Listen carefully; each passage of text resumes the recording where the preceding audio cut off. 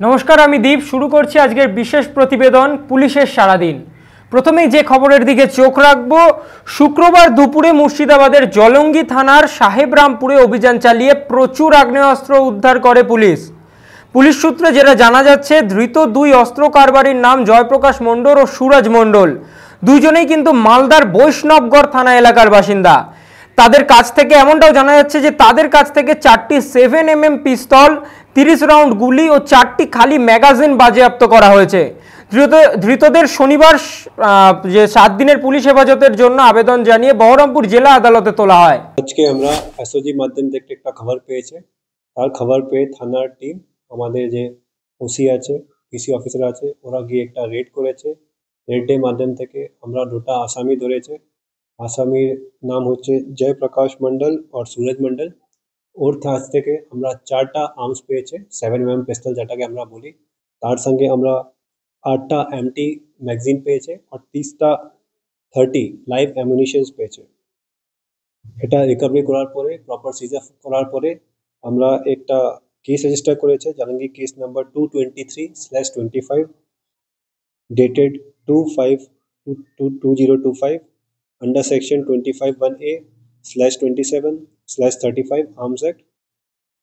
এখন আমরা এই আসামিদেরকে, যাদের বাড়ি হচ্ছে বৈষ্ণবনগর পিএস মালদা, এদেরকে আমরা পিসি মে নেব। পুলিশ কাস্টডি নেওয়ার পরে একে ইন্টারোগেশন করার পরে এরা আর্মস কোথায় থেকে উৎপত্তি হয়েছে ও কোথায় যাচ্ছিল এটা ব্যাপারে আমরা ডিটেলভাবে তদন্ত করে দেখব। কি মনে করছে যে বাংলাদেশে পাচার করার উদ্দেশ্যে কি রওনা দিয়েছিল? এটা খুবই ভাবে সম্ভব আছে। এখন যেরকম সমস্যা বাংলাদেশে চলছে, এরকম সম্ভব আছে কি এরকম ব্যাপার হতে পারে, কিন্তু এটাকে ব্যাপারে ডিটেল আমরা তখনই বলতে পারবো যখন আমরা তদন্তের মাধ্যম থেকে কিছু পাবো। কতদিনের পিসি? আমরা এখন 7 দিনের পিসি জন্য অ্যাপ্লাই করছি। যদি আমাদের মনে হবে আর পিসি দরকার আছে, আমরা পরে আবার অ্যাপ্লাই করব। আচ্ছা, এই আর্মসগুলো কোথায় পাওয়া গিয়েছে? মানে এটা ধরা হয়েছে সাহেবরামপুর যে আমাদের এরিয়া আছে জালঙ্গি পিএসএ, ওখানে আমাদের এই আর্মস ধরা হয়েছে। কিভাবে নিয়ে আসছে এরা কোথাও নিয়ে আসছে? এরা একটা নাইলন ব্যাগ মে করে নিয়ে আসছিল। ওদেরকে তখন আমরা ইন্টারসেপ্ট করে ডিটেইন করে তারপরে ওদের কাছ থেকে নিয়েছে। এদেরকে কি জিজ্ঞাসাবাদ চলবে? এদের সঙ্গে আরো কারা জড়িত আছে কিনা বা আমরা একদম নিজে থেকে আমি নিজে তদন্ত করব। এটাকে নিয়ে আমার থানা তদন্ত করবে। এটাকে নিয়ে আমরা পুরো ডিটেল ভাবে গিয়ে যদি এর পেছনে কোনো র্যাকেট আছে, কোনো অর্গানাইজড গ্যাং আছে, আর আমরা ওই হিসাবে ওদের বিরুদ্ধে অ্যাকশন নিয়ে ওদেরকে গ্যাংকে পূর্ণভাবে সমাপ্ত করার চেষ্টা করব। চোখ রাখবো পরবর্তী খবরে, যেটা জানা যাচ্ছে ভেজাল তেল তৈরির কারখানায় অভিযান চালায় পুলিশ এবং বাজেয়াপ্ত করা হয় নকল তেল সহ তেল তৈরির সরঞ্জাম। মানুষকে বোকা বানিয়ে এতদিন ধরে অবাধে তৈরি হচ্ছে ভেজাল তেলের কারবার। এবার ভেজাল জিনিসপত্রের বিরুদ্ধে আবারও একবার বিশেষ অভিযান চালায় রানাঘাট পুলিশ জেলা। সূত্রের খবর, এদিন নদিয়ার রানাঘাটের রথতলা এলাকায় একটি ভোজ্য তেলের কারখানায় হানা দেয় রানাঘাট পুলিশ জেলার ফুড সেফটি অফিসারেরা।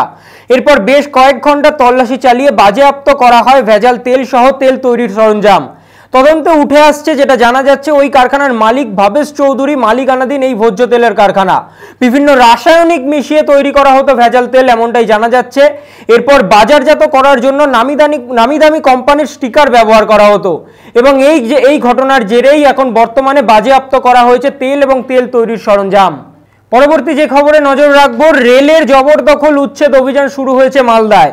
ঝলঝলিয়া এলাকায় উত্তেজনা ছড়িয়েছে এবং 150-রও বেশি অবৈধ জবরদখল চিহ্নিত করে নোটিশ পাঠিয়েছে রেল। ধাপে ধাপে সেই উচ্ছেদ অভিযান চলবে বলেই জানা যাচ্ছে পুলিশ সূত্রে এবং গোলমাল এড়াতে বিপুল পরিমাণ আরপিএফ এবং পুলিশ ইতিমধ্যে কিন্তু মোতায়েন করা হয়েছে সমগ্র অঞ্চলে।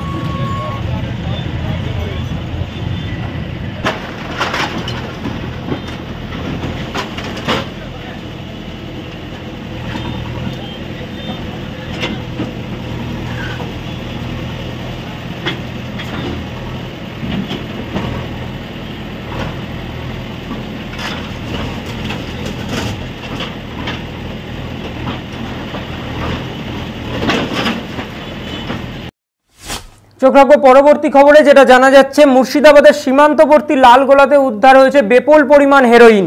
গতকাল রাত্রে লালগোলা থানার অন্তর্গত রাজবাড়ির পিছন থেকে 501 গ্রাম হেরোইন সহ গ্রেফতার করা হয়েছে এক যুবককে। যেটা জানা যাচ্ছে যে ধৃত ব্যক্তির নাম আব্দুল করিম, তার বাড়ি কিন্তু লালগোলা থানার চাটাইডুবি এলাকায়। ভগবানগোলা এসডিপিও উত্তম গড়াই জানিয়েছেন, লালগোলা মুক্ত সংশোধনাগারের পিছনে অর্থাৎ রাজবাড়ির বাগানের পাশে যে রাস্তা, সেই রাস্তায় একটি মোটর বাইক নিয়ে ওই আরোহী যাচ্ছিলেন এবং সামনে পুলিশ পড়ে যাওয়ায় তিনি হতভম্ব হয়ে পড়েন। তখন তাকে থামিয়ে জিজ্ঞাসাবাদ করলে সমস্ত কিছু জানা যায়। ধৃত ব্যক্তির কাছ থেকে যে হেরোইন উদ্ধার করা হয়েছে তার বাজার মূল্য প্রায় 12.5 লক্ষ টাকা। ধৃত ব্যক্তিকে 7 দিনের পুলিশ হেফাজত চেয়ে বহরমপুর NDBS কোর্টে পাঠানো হয়েছে। কালকে আনুমানিক রাত্রি 12টার সময় আমাদের কাছে একটা ইনফরমেশন আসে। সেই ইনফরমেশন বেস করে আমাদের থানার সাব ইন্সপেক্টর আশরাফুল তার টিম নিয়ে কলকলি ঘাট যেটা আছে আমাদের জেলখানার উল্টো সাইডে, সেখানে ওরা নাকা করছিল। তখন একজন সন্দেহভাজন ব্যক্তি সে একটা বাইকে করে, হিরো হন্ডা সুপার স্প্লেন্ডার বাইকে করে সে আসছিল। পুলিশ ওকে দাঁড়াতে বলে, ও না দাঁড়িয়ে ওর গাড়ি ঘুরিয়ে পালানোর চেষ্টা করে। তখন ওকে চেস করে ধরা হয়। চেস করে ধরার পরে থানায় খবর দেওয়া হয়। ওসি নিজে ওখানে যায়, আমি নিজে প্রেজেন্ট থাকি এবং ওখানে যাকে রিটেন করা হয়েছিল তার গাড়ি তল্লাশি করা হয়। গাড়ি তল্লাশি করে প্রায় 501 গ্রাম হিরোইন জাতীয় দ্রব্য পাওয়া গেছে, যেটা পুরোটা ভিডিওগ্রাফি করে সিজার করা হয়েছে, আমার প্রেজেন্সেই করা হয়েছে এবং তাকে কালকে রাতে অ্যারেস্ট করা হয়েছে। আজকে আমরা আমাদের যেটা NDPS কোর্ট আছে বহরমপুরে, সেখানে ফরওয়ার্ড করা হচ্ছে এবং তাকে পিসি নিয়ে আসা হবে এবং দেখা হবে এর সাথে কারা কারা যুক্ত আছে। এই বাজার মূল্য এটা আনুমানিক প্রায় 12.5 লক্ষ টাকা। আমাদের ইন্ডিয়াতে এর দাম 25 লক্ষ টাকা প্রতি কিলো, কিন্তু এটা ইন্টারন্যাশনাল মার্কেটে এটাই দাম 1 কোটি টাকা হয়ে যায়। আর আমরা যেটুকু জানতে পেরেছি, এই যে মাদকদ্রব্য নিয়ে যাচ্ছিল সেটা বাংলাদেশে পাচারের উদ্দেশ্যেই যাচ্ছিল। কোথা থেকে নিয়ে আসছিল? ও হচ্ছে নতুন গ্রামে বাড়ি, যাকে ধরা হয়েছে নাম আব্দুল করিম। নতুন গ্রাম থেকে নিয়ে ও বাংলাদেশের এখানে একজন আমাদের এখানে ব্যবসায়ী ছিল, তাকে দিত, সে সেটা হচ্ছে আবার বাংলাদেশে পাচার করত। এই বিষয়ে কি বার্তা দেবেন? আমরা দেখুন, আমাদের মুর্শিদাবাদ জেলা পুলিশ তথা লালগোলা থানা আপনারা দেখে থাকবেন, আপনারাও প্রতিটা রেডের সাক্ষী থাকেন, আপনারা অনেকেই প্রেজেন্ট থাকেন। আমরা প্রতিনিয়ত কন্টিনিউ আমাদের রেড চলছে এবং বিগত 1 বছরে প্রচুর সংখ্যক NDPS কেস করা হয়েছে, প্রচুর লোককে অ্যারেস্ট করা হয়েছে। বড় বড় সিজার আছে, যেখানে 2 কিলো 2.5 কিলো। কিছুদিন আগে ভগবানগোলা থানাতে 4.5 কিলো হিরোইন, 30,000 ইয়াবা ট্যাবলেট আমরা সিজ করেছি। আমাদের যে রেড, আমাদের ড্রাগসের বিরুদ্ধে যে যুদ্ধ, সেটা আমরা কন্টিনিউ করছি এবং আমরা চেষ্টা করব যে লালগোলা থেকে চিরতরে, যে লালগোলা যে জন্য কুখ্যাত যে হিরোইনের স্বর্গরাজ্য বলে আমরা চেষ্টা করছি, সেটাকে চিরতরে মুছে ফেলার জন্য। 7 দিনের পেয়ার দেওয়া হয়েছে লালনেট কোর্ট। পরবর্তী যে খবরের দিকে নজর রাখবো, আবারও অনুপ্রবেশের বিরুদ্ধে অভিযান জেলা পুলিশের। গ্রেফতার হয়েছেন 7 বাংলাদেশি অনুপ্রবেশকারী। আবারও অবৈধভাবে ভারতে অনুপ্রবেশ নিয়ে বিশেষ অভিযান চালায় জেলা পুলিশ। পুলিশের জালে গ্রেফতার একই সাথে 7 জন বাংলাদেশি অনুপ্রবেশকারী। নদিয়ার হাঁসখালি থানা এলাকার ঘটনা এবং পুলিশ সূত্রে যেটা জানা যাচ্ছে, ওই বাংলাদেশিরা গত 3 বছর আগে ভারত বাংলাদেশ সীমান্ত পেরিয়ে ভারতের ভূখণ্ডে প্রবেশ করেছিল। এরপর দালালদের সহযোগিতায় তৈরি করেছিল ভারতীয় নথিপত্র। এরপর কর্মসূত্রে ভারতের বিভিন্ন রাজ্যে চলে যায় তারা। শনিবার সকালে হাঁসখালি থানার পুলিশ জানতে পারে যে ভারতীয় সেনাদের সরাসরি সহযোগিতায় আবারও অবৈধভাবে বাংলাদেশে ফিরে যাওয়ার জন্য চেষ্টা করছিল ওই বাংলাদেশিরা। সীমান্তে পৌঁছানোর আগেই হাঁসখালি থানার পুলিশ ওই 7 বাংলাদেশি অনুপ্রবেশকারীকে গ্রেফতার করেছে। জানা গেছে 7 জনের মধ্যে 3 জন মহিলা বাংলাদেশি, এছাড়াও 4 জন পুরুষ বাংলাদেশিও রয়েছেন। শনিবার ধৃতদের বিরুদ্ধে প্রাসঙ্গিক মামলা রুজু করে নদিয়ার রানাঘাট বিচার বিভাগীয় আদালতে তোলা হয় পুলিশের তরফে। পরবর্তী যে খবরের দিকে চোখ রাখবো, মুর্শিদাবাদের শামশেরগঞ্জে জাফরাবাদে বাবা ছেলের খুনের ঘটনায় গ্রেফতার আরও এক। গ্রেফতার করল রাজ্য পুলিশের STF। মুর্শিদাবাদের অশান্তি চলাকালীন বাবা ছেলে খুনের ঘটনায় আরও একজনকে গ্রেফতার করল রাজ্য পুলিশের এসটিএফ। ধৃতের নাম ইকবাল।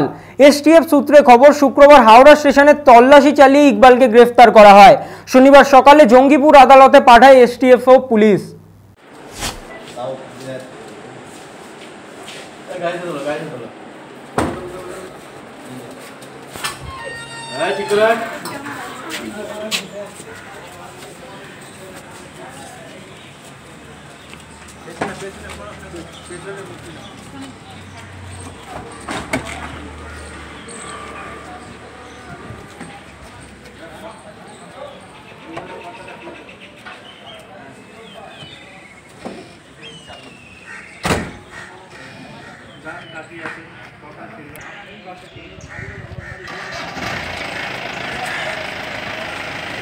পরবর্তী খবরের দিকে নজর রাখবো। আবারও বড়সড় সাফল্য পেল মালদা জেলা পুলিশ। বিভিন্ন সময় হারিয়ে যাওয়া ও চুরি যাওয়া মোবাইল উদ্ধার করে ফিরিয়ে দেওয়ার প্রয়াস শুরু করেছে মালদা জেলা পুলিশ, যার নাম দেওয়া হয়েছে প্রত্যর্পণ। এই প্রত্যর্পণ কর্মসূচির অধীনেই গত 4 মাসে হারিয়ে যাওয়া ও চুরি যাওয়া 300-র অধিক মোবাইল উদ্ধার করে সাফল্য পেয়েছে মালদা জেলা পুলিশ।